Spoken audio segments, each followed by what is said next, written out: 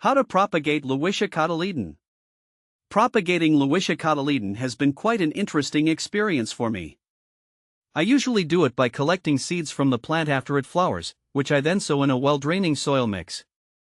Sometimes, I also try to propagate it by dividing the offsets that grow around the base of the plant. This way, I get to multiply my plants and ensure they stay healthy. Patience is key here because the seeds can take a while to germinate, and the offsets need careful handling to avoid damage.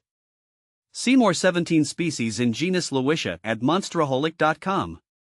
Where to buy Lewisia cotyledon? When it comes to buying Lewisia cotyledon, I found mine at a local nursery that specializes in alpine and rock garden plants.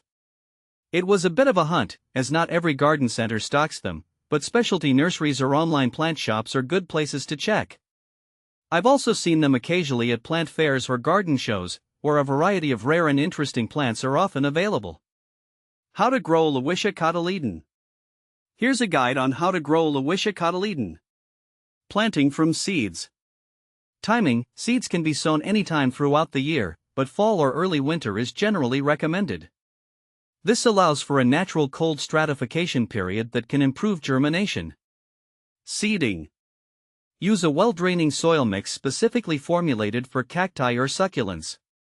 Sow the seeds on the surface of the moistened soil and lightly press them in. Don't bury them deeply. You can cover the pot or tray with plastic wrap to create a mini greenhouse environment and maintain moisture. Germination. Keep the soil consistently moist but not soggy. Germination can be slow and erratic, taking anywhere from 2 weeks to several months. Be patient. Once seedlings emerge, gradually remove the plastic wrap to acclimate them to lower humidity. Planting from transplants, if available. You can purchase young Lewisia cotyledon plants from nurseries if you don't want to start from seeds.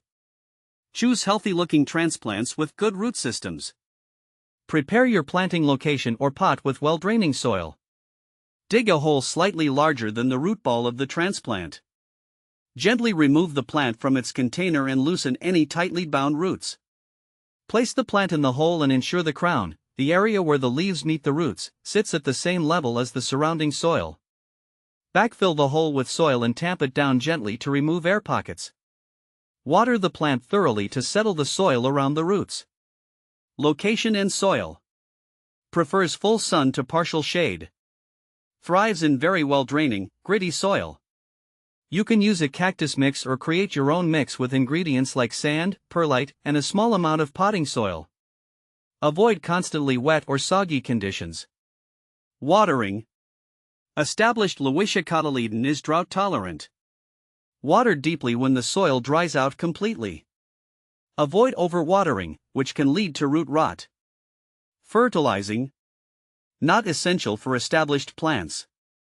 You can provide a very light application of balanced fertilizer diluted to half strength once in spring if desired. Additional tips. Lewisia cotyledon is a slow-growing perennial.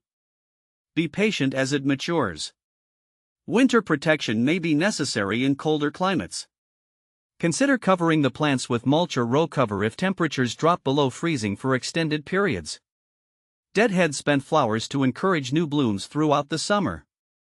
Wear gloves when handling the plant as a precaution, especially if you have sensitive skin. Lewisia cotyledon is generally pest and disease resistant. Is Lewisia cotyledon a succulent? Yes, Lewisia cotyledon is indeed a succulent. This characteristic is quite apparent in its fleshy, water-storing leaves, which help it survive in dry, rocky environments. I've always been fascinated by how it manages to look so delicate with its pretty flowers while being quite hardy and resilient, much like other succulents in my collection.